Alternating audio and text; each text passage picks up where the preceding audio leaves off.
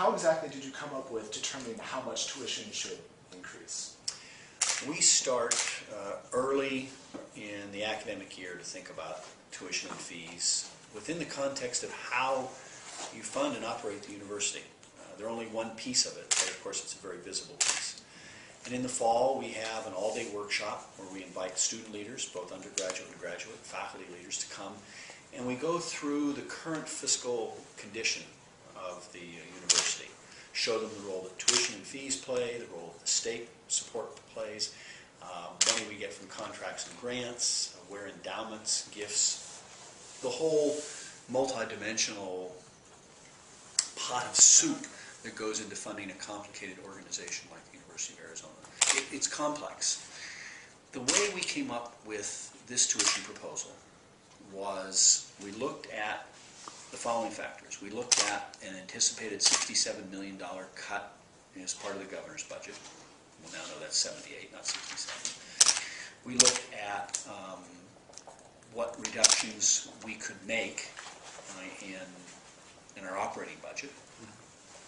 We looked at any reserves that we have, one-time monies that we could use to soften the tuition. And we looked at the increase in operating expenses that you had, just like anybody running a household. Your utilities are going to go up, the cost for books and journal subscriptions to the library is going to go up, the cost of health benefits, that is, we call it ERE, employee-related expenses, all those are going to go up. So you have to figure that in as well. How do you make cuts to a budget like we have? Right? If you look at the past, our budget, our state budget's gone down $100 million from what it was in '08. We've gone from 340 to 440 million in our state budget. The way we've handled that has been twofold. One, we've cut out about $50 million in our operating costs. We've had tuition increases that amounted to about another 30, and then we used some federal funds to plug the gap. But when I say we've cut out $50 million in the past, or we're going to cut out another $39 million, what does that mean? It means people. That's the, I don't know, the sad part of all of this, right? We talk about efficiencies, we talk about consolidations, right? Taking 4 colleges into one, taking multiple departments into schools, School of Mind, Brain, and Behavior, School of Engineering and Environmental Sciences, all of these different schools that reduce the amount of administrative overhead you need, but that's people. So we now have about 600 fewer, a little over 600 fewer people employed now than we did, staff, than we did before all these cuts came about. And we will probably lose more positions due to the 39 million.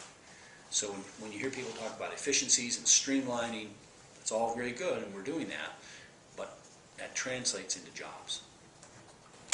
Where can you make big cuts if you have to make big cuts in order to have the state and the tuition income match the ongoing operating expenses? And there are only 2 areas with big dollars. By big, I mean tens of millions of dollars. You can find 100,000 here or 50,000 there, but remember, we're talking in the tens of millions of dollars now. The only 2 places where we have money of that kind is in salaries. 85 to 90% of our state dollars are in salaries. And that means people, or in what I just talked to you about, financial aid, 160 million. So if you reduce the tuition income or the state income even more than the 78 million, the only 2 places to go are those 2.